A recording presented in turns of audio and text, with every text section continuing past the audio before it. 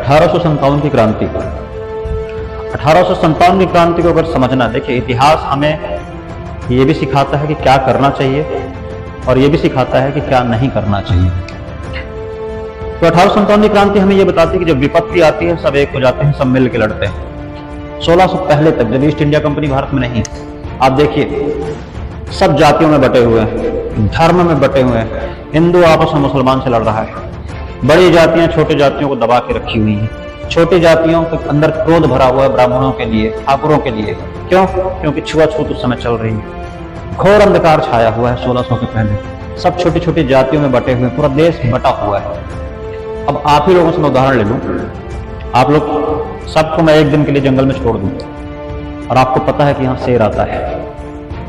अभी आप भले एक दूसरे से कितना भी मन मुटाव किए हो, कितनी भी आपकी एक दूसरे से दुश्मनी हो, जब आप लोग को जंगल में छोड़ दूंगा और रात होगी, शेर आने वाला होगा, तब आप एक दूसरे का हाथ कस के पकड़ लोगे, बोलोगे छोड़ना नहीं भाई, कुछ भी हो जाए लेकिन हाथ ना छोड़ना। समझ पा रहे हैं क्यों आप में दोस्ती हो गई? क्योंकि खतरा था, क्योंकि आपको पता है कि शेर अब जो है छोड़ेगा नहीं, तो सब मिल के लड़ेंगे तो शेर से जीत सकते हैं। यही 1857 की क्रांति में हुआ। आप देखोगे कि जब लोगों के जीवन में खतरा हो गया, अब जाने कि हम बचेंगे नहीं, हम तो गुलामी करते हुए बिता ही दिए, हमारे आने वाले पुश्त, हमारी आने वाली पीढ़ी भी इन्हीं अंग्रेजों की गुलामी करेगी। खाने को रोटी नहीं बचने लगी, लगान इतना अथाह हो रहा है कि लगान देने के बाद खाने के लिए जो है तो एक टाइम के लिए भोजन नहीं। जब जीवन का खतरा हुआ तब आपस में लोग मिले, हिंदू, मुसलमान, ब्राह्मण, क्षत्रिय, निम्न वर्ग के लोग, जनजातियां, सब आपस में मिलकर लड़ रहे हैं।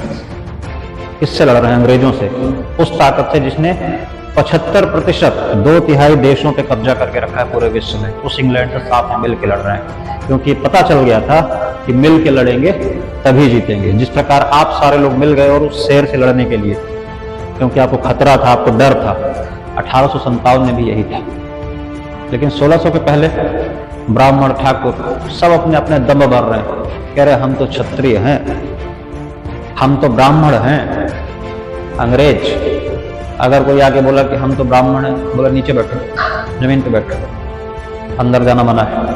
कोई बोले हम क्षत्रिय हैं। बहादुर शाह जफर, मुगल शासन याद कीजिए, अकबर के समय का मुगल शासन, लाल किला, दीवारें भी आदेश देती थी। उस समय पे मुगल कालीन सत्ता इस प्रकार से स्थापित थी कि पूरे देश में जो है तो केवल मुगल काल, पूरी मुगल सल्तनत ही चलती थी। लेकिन उसी मुगल वंश का बहादुर शाह जफर, अंग्रेजों ने क्या बोला? पेंशन लो और टेंशन न दो। बहादुर शाह जफर को भेज दिए कहां पे? किले में, कि तुम यहीं रहो, केवल पेंशन लो, तुम राजा नहीं हो। अरे भैया हम राजा हैं। अरे नहीं हुई है, अब केवल पेंशन लो। तो ये हल कर दिया था। बहादुर शाह जफर जो मुगल सल्तनत काल का राजा था, उसको जो है कहाँ बैठा दिया? अपने घर में। तो बाकी क्षत्रिय, ब्राह्मण कहाँ कुछ रह गए। तो समझ पा रहे हैं 1857 की क्रांति मतलब क्या? 1857 की क्रांति मतलब ये सीखने को मिलता है कि जब भी विपत्ति होगी तब लोग अपनी अपनी जाति, अपने अपने धर्म सब भुला के साथ में एक होकर लड़ेंगे और एक अखंड भारत